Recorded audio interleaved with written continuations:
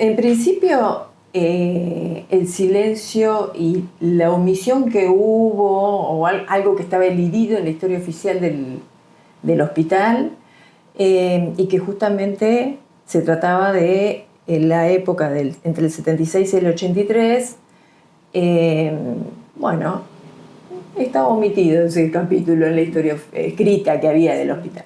Entonces eso, en principio, me llevó un poco en soledad, me motorizó, digamos, y después con otros a iniciar una búsqueda ahí en relación a si en el hospital había habido trabajadores y trabajadoras desaparecidos. Ese fue el motor, digamos, que me impulsó. Y en el 2017 iniciamos una investigación junto con el Movimiento por la Desmanicomialización de Romero, yo estaba por la CICOP con otras compañeras. En ese momento era dirigente de la seccional, y con la Comisión por la Memoria también. Así que entre los tres organismos iniciamos una búsqueda y que, bueno, empezamos a tener entrevistas con los protagonistas de la historia de esa época. Después abordamos el tema desde lo bibliográfico también, y también incursionamos en el archivo del hospital, que bueno, que es muy rico en este momento el material que hay allí. Y todo eso nos llevó a encontrar mucho, una historia olvidada, bueno, una historia de luchas y de la necesidad de cambiar un paradigma de atención, un modelo de atención hegemónico, de cambiar las prácticas, y también la necesidad de pelear por las condiciones de trabajo y las condiciones de vida de las personas internadas, ¿no? Así que, bueno, encontramos toda esa historia, y también encontramos en ese momento 6 nombres de compañeras y compañeros que habían transitado el hospital y que estaban desaparecidos. Eso fue en el inicio. Después, tiempo después, hubo como muchas repercusiones en relación a esa investigación que habíamos hecho en el 2017.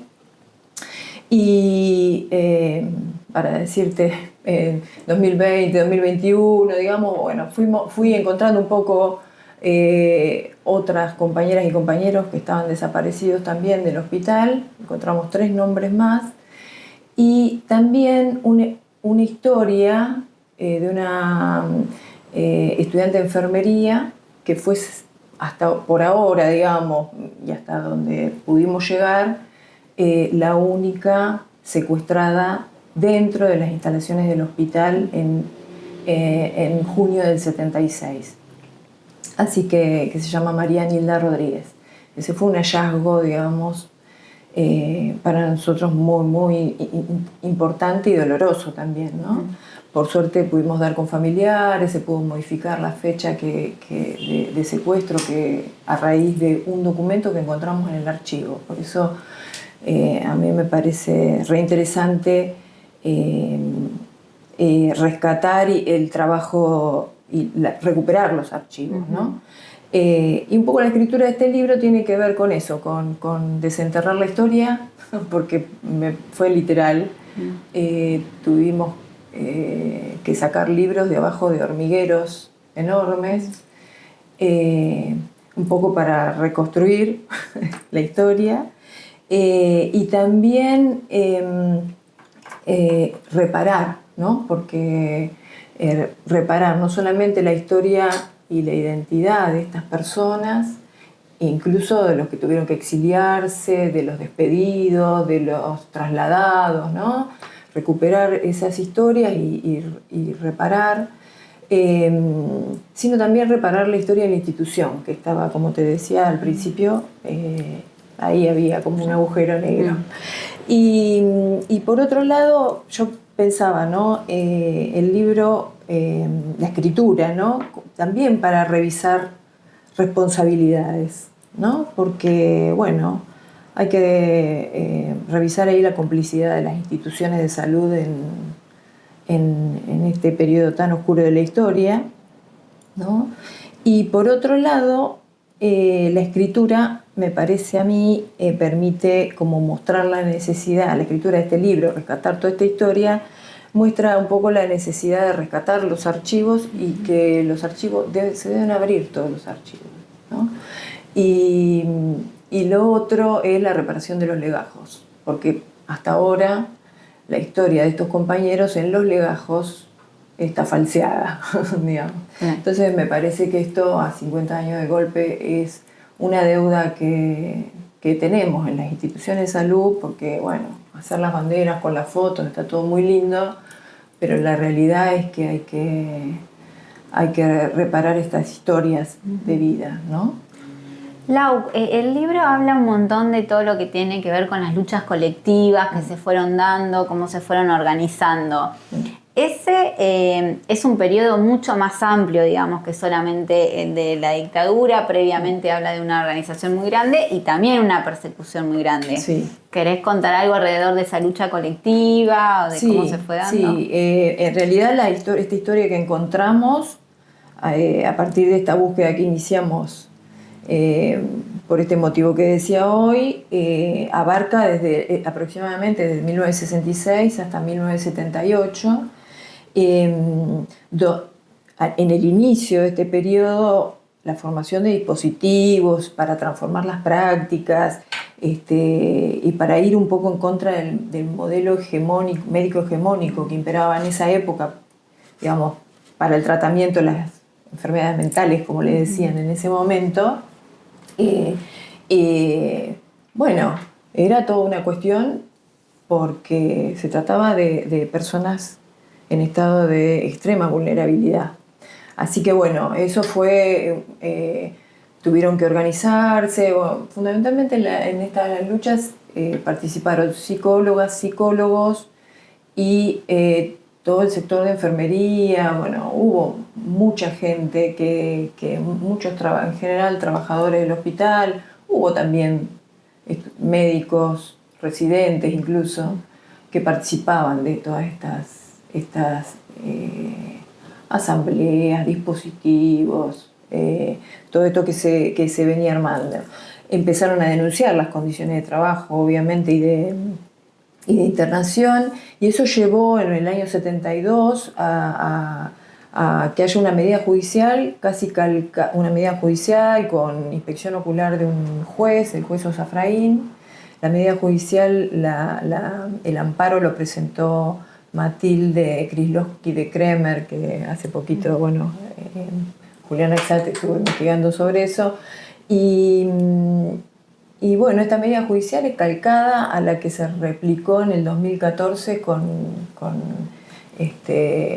la intervención del juez Arias en Romero, donde se cerró el SAC por las condiciones de internación también. O sea que, fíjate, con la diferencia de años hubo las mismas medidas, un poco en relación a las condiciones de vida de estas personas, ¿no? Y bueno, en el 72 hubo difusión enorme en los medios, y eso llevó a la organización del personal. Tal es así que hubo una intervención del gobierno de esa época, una dictadura también en el 72, y designaron a un interventor administrativo que se llamaba Carregal en el hospital, que era un miembro de la CIDE y que tenía un grupo de matones que empezó a perseguir y a hostigar al personal, y bueno, eso llevó a que los trabajadores y las trabajadoras tuvieran que resistir y organizarse más. Bueno, se sindicalizaron, ¿no? Y eso termina con la toma del hospital en el año 73.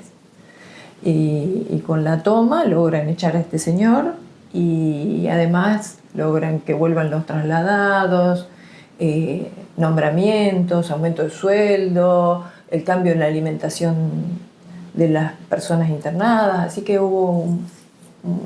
fue, digamos, exitosa la toma. Una toma que duró 3 meses. Y bueno, y después lo que vino después, ¿no? 74 y 75, en 1974 y 75 con el intento de terminar con esta organización de los trabajadores y de las trabajadoras, la AAA, la CNU y todo lo que vino después, ¿no? Y, o sea que toda la persecución y el hostigamiento estuvo de antes de la dictadura. Claro. ¿Y vos qué líneas de continuidad ves entre esa organización que había en los 70 y la actualidad? ¿O qué experiencias de lucha se pueden retomar de ahí? Bueno, ya la pelea ahí entre las disciplinas, digamos, eso está, yo creo ahora, bastante saldado. La hemos peleado mucho en este último tiempo, pues sobre todo en salud mental, para equiparar un poco las condiciones en las que atendíamos a las personas, ¿no? Y ahora la falta de presupuesto, la falta de...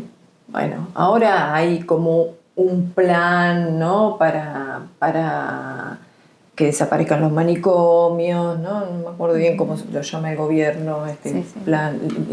Buenos Aires libre de manicomios, creo que se llama. Pero bueno, siempre el punto sigue siendo el mismo, que es la falta de presupuesto, la falta de financiación de todos estos programas y la falta de dispositivos, la falta de recursos humanos, los malos salarios, la precarización. Todo esto es lo mismo que pasaba en aquella época. Yo creo que en eso hay continuidad. Y que hay que organizarse y pelear por todo esto, porque es la única salida, la organización colectiva.